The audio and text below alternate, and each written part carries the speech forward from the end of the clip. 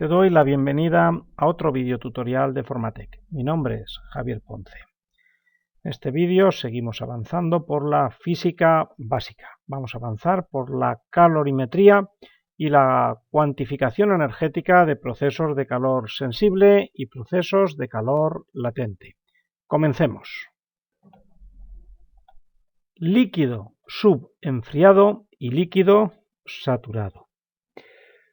Cuando tenemos agua líquida a una temperatura lejana a la de cambio de estado a vapor, se suele denominar a ese estado que tiene el agua líquido subenfriado. Estamos en un agua, o si estuviéramos hablando de un refrigerante, está en estado líquido subenfriado. Por ejemplo, el agua, que es con quien se hacen muchos ejemplos, si está en estado líquido a 30 grados a presión atmosférica, diríamos que es agua en estado líquido subenfriado. Al referirnos a líquido subenfriado, nos referimos a que no está próximo a evaporarse, a vaporizar, a cambiar de estado de líquido a gas, ya que está lejos, en este caso, de los 100 grados a presión atmosférica. Por otra parte, cuando tenemos agua líquida a la temperatura a la que se va a producir la vaporización, se denomina líquido saturado. Por ejemplo, agua líquida que ha alcanzado los 100 grados Celsius a la presión atmosférica. Por tanto, cuando hablamos de líquido saturado, nos referimos a que está a punto de vaporizar. Así, en el momento que se aplique un poquito más de calor, pues se va a producir el cambio de estado de líquido a gas. Comenzará a vaporizar. Y ese es el punto de líquido saturado. Otros conceptos que tenemos que ir adquiriendo: vapor sobrecalentado y vapor saturado. Cuando tenemos una masa de vapor de agua que acaba de vaporizar, ya ha terminado de vaporizar, ha realizado el cambio de líquido a gas y está a 100 grados, permanece todavía en 100 grados, en cuanto ceda algo más de calor, esta va a comenzar a condensar. Y si se aplica un poquito más de temperatura, empezará a aumentar de temperatura. El agua en ese punto exacto, ha terminado de vaporizar, está a 100 grados, se le denomina vapor saturado, pues tenemos vapor a punto de condensarse si se enfriara un poquito, y en ese caso comenzarían a aparecer pequeñas gotitas de agua, pequeñas gotitas de condensación.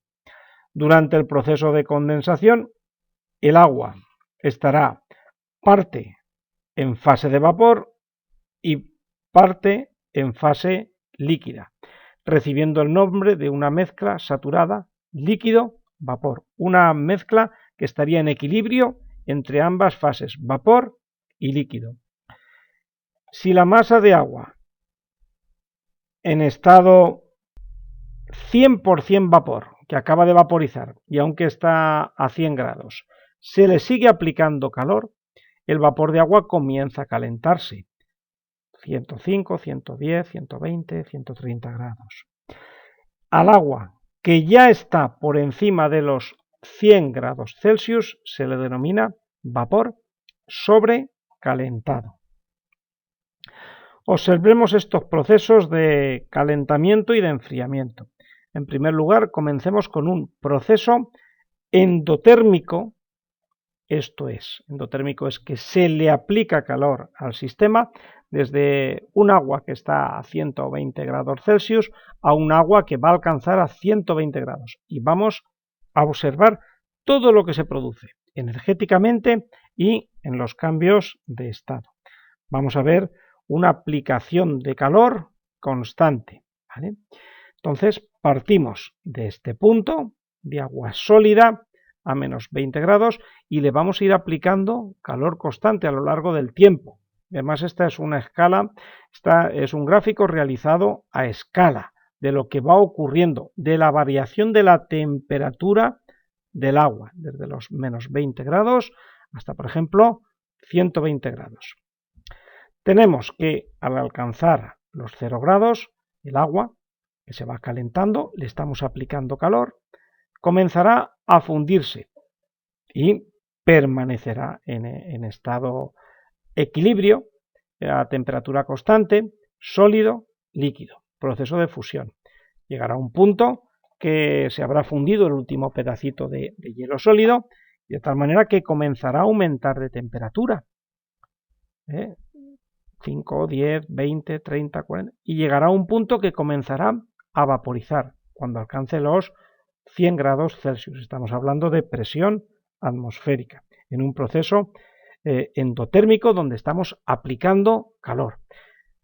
Habrá una fase donde, bueno, pues ya se empezará a producir el cambio de líquido a gas y no cambiará de temperatura. Además, un proceso pues amplio con un gran aporte energético, como luego además veremos. Vamos a observar los puntos que hemos estado viendo. Aquí, en este vértice izquierda, tendremos el punto de líquido saturado. Aquí. Agua que va a comenzar a vaporizar y ha terminado el proceso, pues seguirá calentando. Pero aquí, donde tenemos 100% líquido, es el punto de líquido saturado. Y en esta esquina de acá tenemos el punto de vapor saturado, 100% vapor. Si seguimos calentando, se aplica calor. Si le absorbemos calor, si se cede calor, empezará a condensar y a aparecer gotitas de agua. Este punto es el punto de vapor saturado. Recordemos que hemos hecho un proceso a escala dentro de la sustancia del agua. Vamos a recorrer el camino al revés para ver que es igual. Vamos a ver un proceso exotérmico desde los 120 grados a menos 20 grados. Igual que antes, lo vamos a observar. Comenzamos por 120 grados y va a ir cediendo calor este agua, que comenzará en estado vapor, en estado gas, y irá pasando por líquido y sólido. La temperatura de condensación, 100 grados. Entonces empieza el vapor de agua a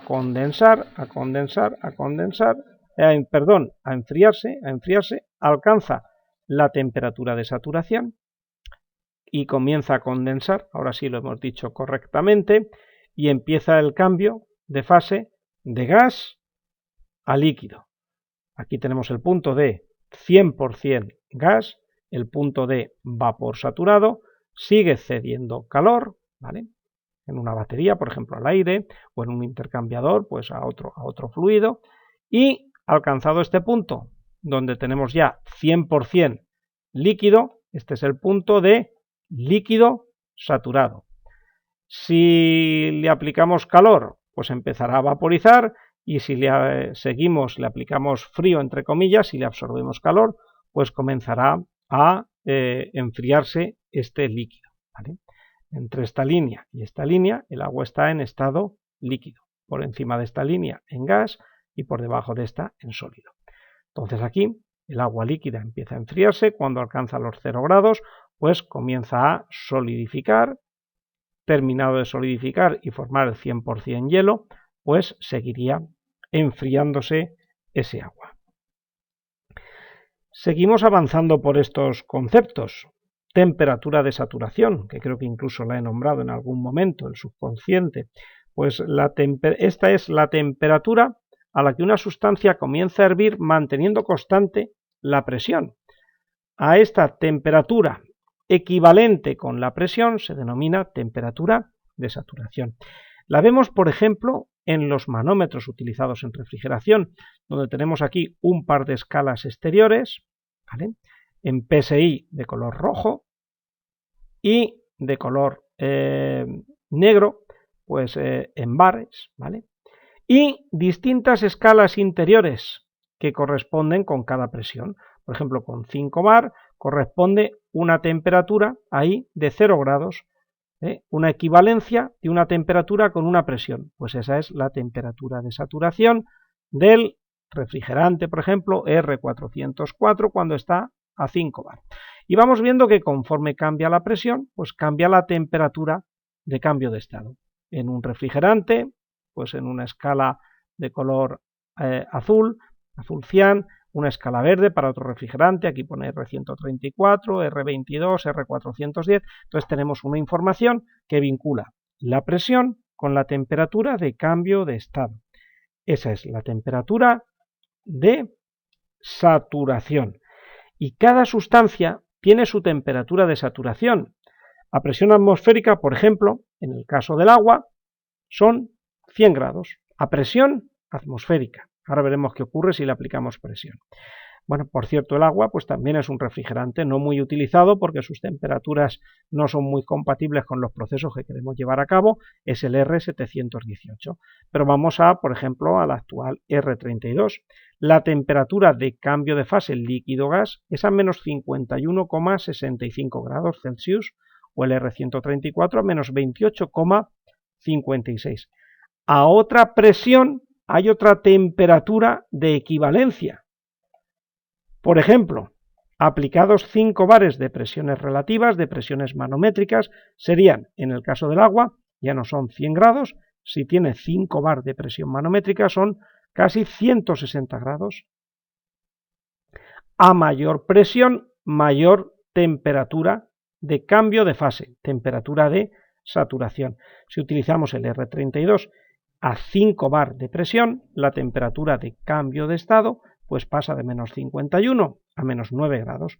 O a 5 bar el R134 pasa a presión atmosférica de menos 28 a 5 bar 21 grados Celsius positivos.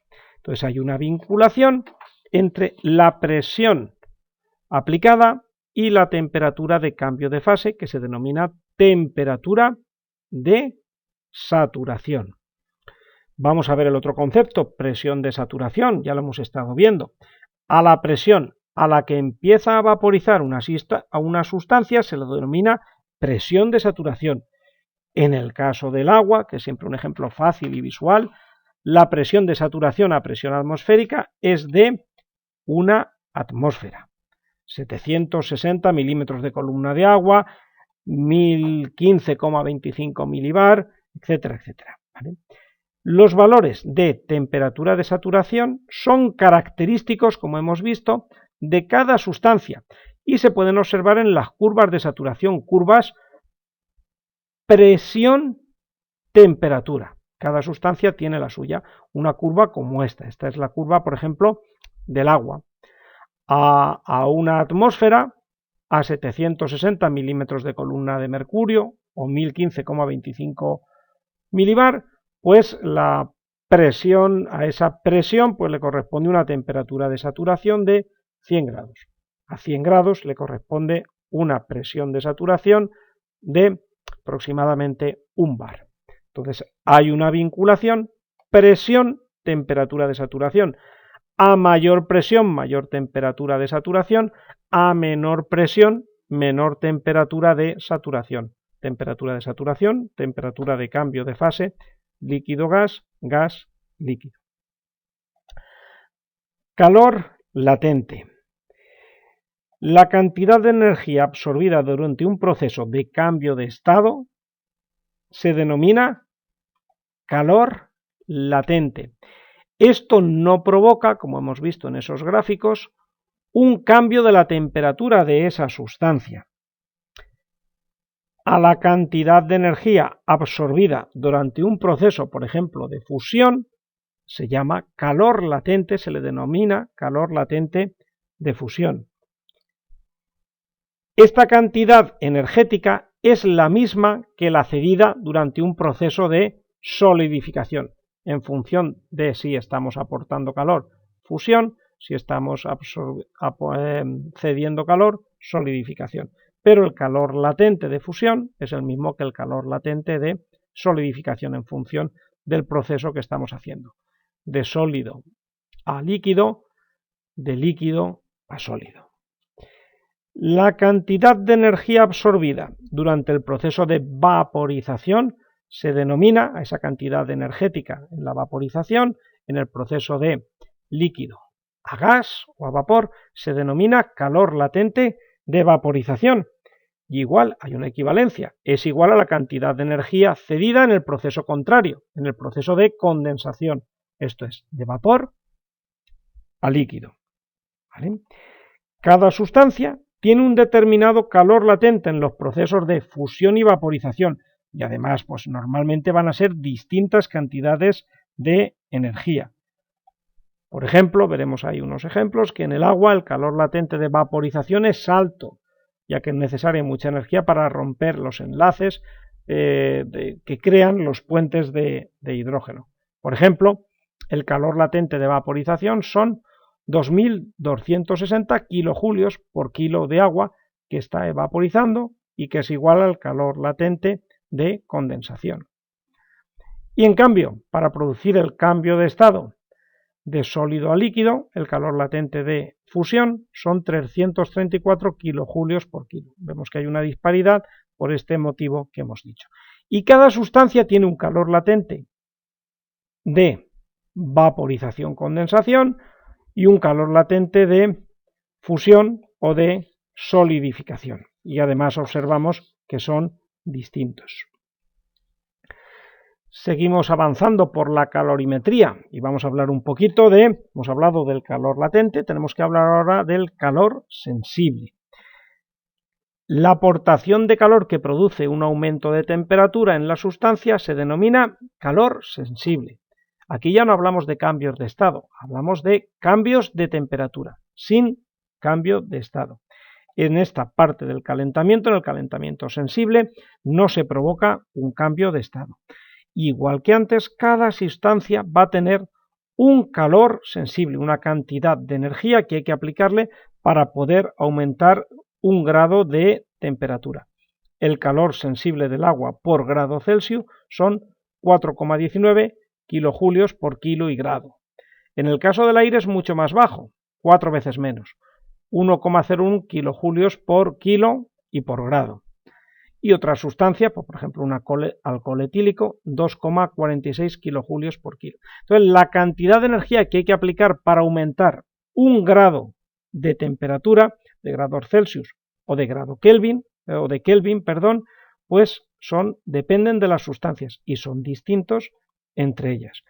A mayor calor específico, mayor cantidad de energía hay que transmitir a 1 kilo de una sustancia para aumentar su temperatura, pues 1 grado, 2 grados, etc. ¿Y qué nos interesa más? Pues para trasvases, para mover energía, nos interesan sustancias de calores específicos altos, porque tendremos que mover menos kilos de sustancias para transportar una energía. Observemos un poquito el mismo proceso que hemos estado viendo, observando ya la parte que es sensible, la parte que es latente, en el caso, por ejemplo, del agua, que se ve bastante bien. Tengamos el proceso de calentamiento o de enfriamiento del agua. ¿Vale? Y observamos el agua desde menos 20 grados hasta 120 grados. En una parte pues estará en fase gaseosa, en otra parte pues estará en fase líquida, en otra parte estará en fase sólida, y en estas partes horizontales estará produciéndose el cambio de líquido a gas, de gas a líquido, o de líquido a sólido, de sólido a líquido.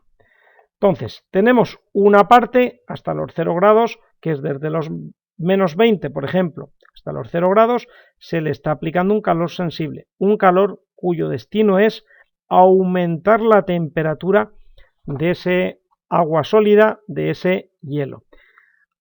Desde los 0 grados hasta los 0 grados, dicho otra vez, se está produciendo la fusión, por ejemplo, de ese hielo. Está pasando de sólido, está pasando a líquido.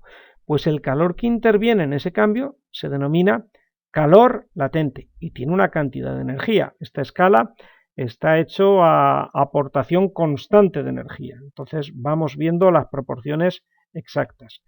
Desde ese punto que está a 0 grados hasta alcanzar el agua a 100 grados, está aumentando de temperatura. Este es un calor sensible. Le seguimos aplicando la misma cantidad de energía repartida a lo largo del tiempo y llegamos a un punto que conseguimos tener agua líquida, pero a 100 grados. Y ahí se produce otra recta en la que no varía la temperatura, seguimos con el proceso endotérmico de ir aplicándole calor al agua líquida y se va transformando de agua 100% líquida a agua a 100% gas. En este caso, cuando viene de un líquido se le denomina vapor. Vapor, en este caso, vapor de agua. Toda esa cantidad de energía durante el proceso de vaporización se denomina calor latente y vemos que es mucho más amplio, requiere mucha más energía transformar 1 kilo de agua líquida a 1 kilo de agua en estado vapor. Y si seguimos aplicando calor, pues se va aumentando la temperatura de este agua ya en estado gaseoso, en estado vapor, y eso ya sigue siendo un proceso de calor sensible.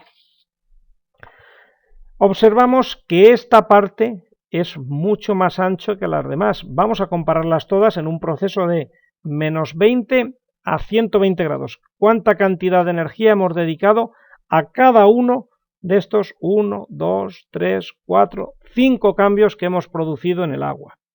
Vamos a ver la importancia del calor latente de vaporización. Sin producirse un cambio de temperatura en una sustancia, se puede transportar gran cantidad de energía en un cambio de fase. Por ejemplo, la cantidad de energía aplicada para calentar este agua de menos 20 a 140 grados, a 120 grados, han ido destinados en un 71% a vaporizar el agua. O vamos a comenzar por aquí, ¿vale? En calentar el hielo de menos 20 a 0 grados, pues hemos invertido un 3% de esa energía. En fundirlo, un 10% de la energía. En calentar el agua líquida de 0 a 100 grados, un 13% de la energía.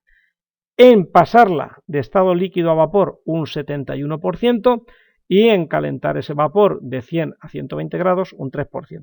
Entonces, con el cambio de fase conseguimos un gran transporte de energía, transportar un 71% de la energía en un simple cambio de estado de líquido a vapor. Por eso la importancia del calor latente de vaporización, y de condensación, porque podemos transportar gran cantidad de energía sin variar de temperatura, sin tener problemas de estrés térmicos, de dilataciones, etc. La importancia del calor latente. Bien, pues muchas gracias por tu atención y por llegar hasta el final del vídeo.